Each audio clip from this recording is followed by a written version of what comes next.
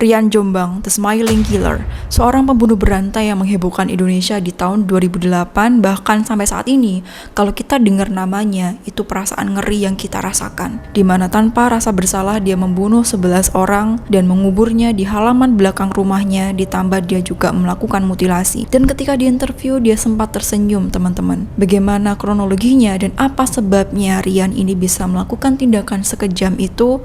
Tonton videonya sampai akhir, kita bahas dari sisi psikologi juga bersama aku, Devi Puspita. Sebelum kita bahas kronologinya, seperti beberapa kasus pembunuhan yang terjadi, ini tidak lepas dari betapa kelamnya masa lalunya. Jadi kita bahas profil Rian Jombang. Nama aslinya adalah Ferry Idham Hediansa. Dia lahir di tanggal 1 Februari tahun 1978, teman-teman. Rian merupakan anak bungsu dari 3 bersaudara, di mana saudaranya adalah saudara tiri. Mereka satu ibu dan beda ayah. Sejak kecil Rian dititipkan di pesantren, jadi bisa dibilang Rian ini jauh dari orang tuanya. Singkat cerita, mulai SMP Rian mulai menunjukkan perbedaan sikapnya dibandingkan dengan anak laki-laki pada umumnya, di mana dia itu mulai tertarik dengan seni, dia mulai tertarik dengan menari. Jadi ekstrakurikuler yang dia ikuti adalah ekstrakurikuler yang berbau perempuan, keperempuanan, teman-teman. Dan bukan hanya itu, dia itu juga banyak teman perempuannya daripada teman laki-lakinya.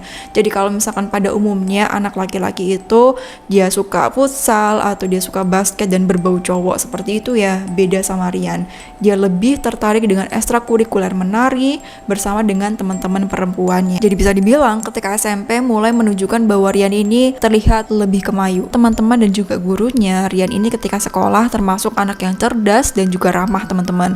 Jadi salah satu bukti Rian ini cerdas adalah ketika masuk SMA, dia diterima di sekolah favorit di Jombang. Pada saat itu merupakan sekolah yang susah banget kalau misalkan kamu masuk ke situ.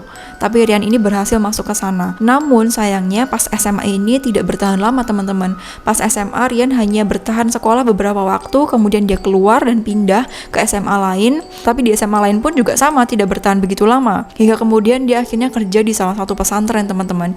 Dia kerja di salah satu pesantren, di tempat pesantren itu dia punya teman dekat cowok namanya Irsyad. Jadi mereka sering makan bareng, sering nonton bareng, atau apapun lah, intinya kayak teman dekat pada umumnya. Namun ternyata dalam hubungan itu Rian diam-diam menyimpan rasa terhadap teman laki-lakinya yang bernama Irsyad tadi. Namun dia tidak berani menyatakan perasaannya karena takut temennya geli kali ya kalau misalkan dia mengutarakan perasaan, karena kan mereka sama-sama cowok gitu.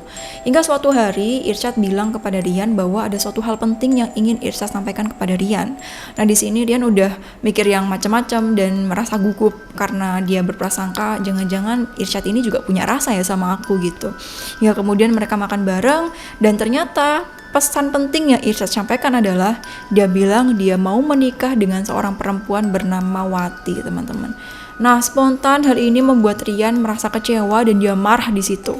Dia marah, dia sampai gebrak meja dan dia pergi. Dan setelah itu mereka tidak pernah berhubungan lagi. Singkat cerita, akhirnya dari Jombang Rian pergi ke Jakarta, mungkin untuk mengadu nasib ya. Di sana dia mulai mengenal dunia permodelan, kemudian dia merubah penampilannya menjadi lebih modern, dan dia dari klub satu ke klub yang lain, mulai kenal dengan sebuah komunitas homoseksual, teman-teman. Nah, di situ dia merasa menemukan beberapa teman yang sejenis sama dia. Dia ngerasa kayak kalau di Jakarta itu lebih mudah ya ketemu sama orang yang seperti dia, seperti itu. Nah, di permodelan ini ternyata juga tidak membuat Rian menjadi sukses seperti bayangannya. Hingga akhirnya di usia 30 tahunan, Rian merasa hidupnya stuck, teman-teman. Dia merasa kayak gak ada perubahan, dan juga dia bingung tujuan hidupnya seperti apa, karirnya juga tidak begitu jelas, dan hal itu membuat Rian memutuskan untuk balik aja ke Jombang. Nah, pas di Jombang, biasa hidup di Jakarta dengan keglamoran yang ada, di Jombang lebih sepi daripada itu. Rian ngerasa depresi beberapa waktu, hingga kemudian kesepian juga, dia akhirnya memutuskan untuk nge-gym aja, teman-teman. Dia akhirnya memutuskan untuk nge-gym di Marcella Sport Center. Nah, seperti yang kamu bayangkan ya, di gym itu kan pasti banyak ya cowok-cowok dengan badan-badan bagus, perempuan-perempuan dengan badan-badan bagus. Disitulah di tempat gym ini dia akhirnya ketemu dengan korban yang pertama bernama Guruh. Korban pertama bernama Guruh Setia Purnomo, di mana dia punya kepribadian yang kurang lebih sama seperti Rian. Hingga akhirnya singkat cerita, mereka memutuskan untuk menjalin hubungan sepasang kekasih sesama jenis. Guruh yang ternyata kerjanya di Kediri, akhirnya dia sering bolak-balik Jombang Kediri Kediri untuk ketemu sama Rian. Hingga suatu saat pas guru lagi di Kediri, Riannya lagi nge-gym, ada cowok yang nyamperin Rian dan juga bilang kayak gini ke Rian, intinya kamu udah ditipu, kamu udah dikhianati, guru tuh udah punya pacar, namanya Kiki, kayak gitu. Karena Rian ngerasa tidak terima, dia ngerasa udah marah ya, merasa jangan-jangan bener, apakah aku dikhianati? Akhirnya tanpa pikir panjang, dia buru-buru beli tiket untuk menuju Kediri, teman-teman. Dia menuju Kediri untuk menemui guru. Nah, pas menemui guru di sana, mereka akhirnya makan bareng. Rian tanya kepada guru, siapa itu Kiki? Terus guru bilang, aku udah putus sama Kiki, dengan wajah yang sedih. Rian kemudian menawarkan, oke, lebih baik kamu sama aku aja deh. Gimana kalau kamu ke Jombang aja? Singkat cerita, akhirnya gurunya setuju, kemudian mereka berangkat ke Jombang menuju rumahnya Rian. Dan pada saat itu, orang tua Rian sedang tidak ada di rumah. Mereka kemudian nonton film romantis berdua, hingga suatu momen guru ini mau ke toilet. Kemudian dia lama banget gak balik-balik. Riannya ngerasa kok lama banget sih ini orang, kemana sih, kayak gitu. Dia udah ngerasa kesel ya.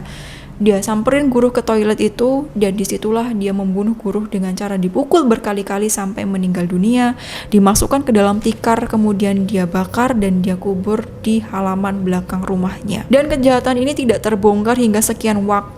Hingga singkat cerita, akhirnya total orang yang dibunuh oleh Rian ini ada 11 orang, dimana 2 di antara mereka adalah perempuan, yang lain laki-laki semua. Nah, perempuan ini dibunuh kenapa, teman-teman? Ternyata alasannya adalah ketika di tempat gym, perempuan ini sempat mengajak Rian berhubungan badan, namun karena Rian tidak mau, perempuan ini malah mengejek Rian dan bilang, oh bener ya, jadi selama ini kamu tuh gay. Rian merasa tersinggung, akhirnya dia membunuh korban, dan pada saat dia membunuh korban, anak dari korban ini yang masih kecil melihat kejadian itu dan berteriak, teman-teman.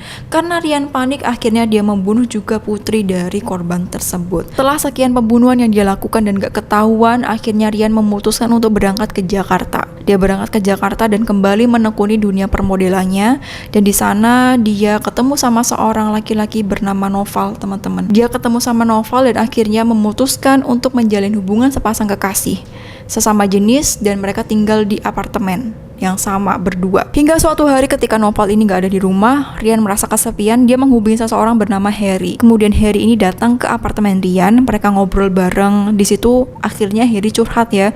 Harry bilang ternyata dia adalah seorang penyuka sesama jenis juga, dan juga punya cowok simpanan padahal dia sudah punya istri dan anak perempuan. Terus kemudian bilang ke Rian kalau udah bosan sama cowoknya ini dan pengen cari ganti cowok lain. Nah, pada saat itu Harry melihat foto Noval dan merasa Noval ini ganteng dan menarik. Dia meminta Rian untuk mengenalkannya dengan si Noval ini dan bilang, coba deh aku kenalin sama cowok ini, dan kalau misalkan kamu berhasil membuat aku berhubungan sama dia, dikasihlah uang kepada Rian itu. Namun karena Rian ini tersinggung cowoknya kok dibeli seperti itu, akhirnya dia disitulah membunuh Harry. Kemudian dia mutilasi tubuhnya Harry, dipotong menjadi 7 bagian, dicuci dia sampai bersih darahnya di kamar mandi, kemudian dia masukkan ke dalam koper dan dibuang di dekat Ragunan. Dan sampai itulah akhirnya kasus ini terungkap, teman-teman. Kemudian dilaporkan kepada polisi. Singkat cerita, polisi melakukan penyelidikan dan mengecek ternyata ini adalah sidik jari dari Harry.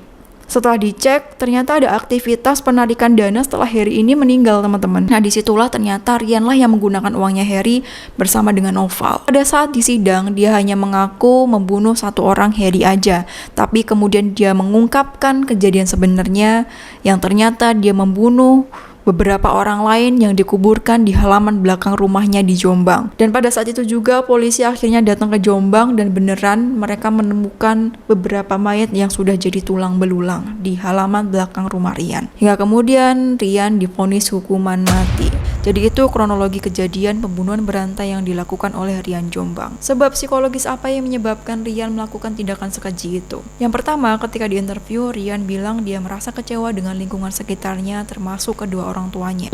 Dari saya kecil sampai saya gede, sebuah kekecewaan yang sedikit-sedikit dari lingkungan, dari keluarga, yang akhirnya menumpuk, membentuk karakter saya, yang akhirnya walaupun di secara fisik saya kelihatan lembut, tapi di dalamnya mungkin saya lebih keras dari apa yang mereka lihat gitu. Sejak kecil Rian dititipkan di pesantren yang membuat dia jauh dari orang tuanya. Ditambah Rian mengaku ketika dia berusia 7 tahun dia sempat melihat hal yang membuat dia trauma, teman-teman. dia diajak oleh ibunya ke sebuah acara, dan di acara itu ibunya ketemu dengan laki-laki lain yang itu bukan bapaknya dan ibunya selingkuh. Ditambah Rian mengaku memergoki ibunya yang sedang selingkuh dengan kakak iparnya di kamar mandi. Dan dia kecewa juga dengan bapaknya, di mana bapaknya ini dia bilang tidak punya power di dalam keluarga. Ketika bapaknya tahu ibunya selingkuh, bapaknya tidak berbuat apa-apa. Di sini kita bisa belajar bahwa pola pengasuhan orang tua itu sangat berperan besar dalam penentuan karakter anaknya. Dan bukan hanya itu, bahkan sampai ke orientasi seksual anak itu juga sangat berperan. Di mana di sini Rian tidak punya kedekatan emosional dengan kedua orang tua. Kemudian dia melihat ibunya begitu dominan, melihat bapaknya sangat powerless atau tidak bisa berperan dengan baik, yang membuat Rian akhirnya memiliki penyimpangan orientasi seksual terhadap sesama jenis. Selanjutnya, rasa marah, rasa kecewa, kesepian, luka yang Rian alami dan Masa kecilku boleh bilang kurang bahagia. Aku kecewa dengan kedua orang tuaku, dengan apa yang dilakukan dengan kedua orang tua, juga semua keluargaku. Jadi aku anggap masa kecilku jarang banget aku bisa mendapatkan kebahagiaan. tidak teratasi, membuat dia jadi gampang banget ke-trigger, teman-teman. Hal ini seperti yang diungkapkan Rian ya, ketika dia merasa dirinya itu direndahkan, merasa dirinya dilecehkan, harga dirinya diinjak-injak, sedikit aja dia bisa nggak terima dan marahnya bisa meledak luar biasa. Ketika saya marah, mungkin itu salah satu kelemahan saya tidak bisa berpikir lebih panjang lagi ya. Jadi ketika saya marah, yang ada dalam pikiran saya gimana saya bisa melampiaskan emosi saya gitu. Mungkin dengan cara memukul atau dengan cara apapun yang bisa saya lakukan. Nah ini teman-teman, pentingnya kita menyadari kondisi emosi kita dan mencari tahu bagaimana cara mengatasinya.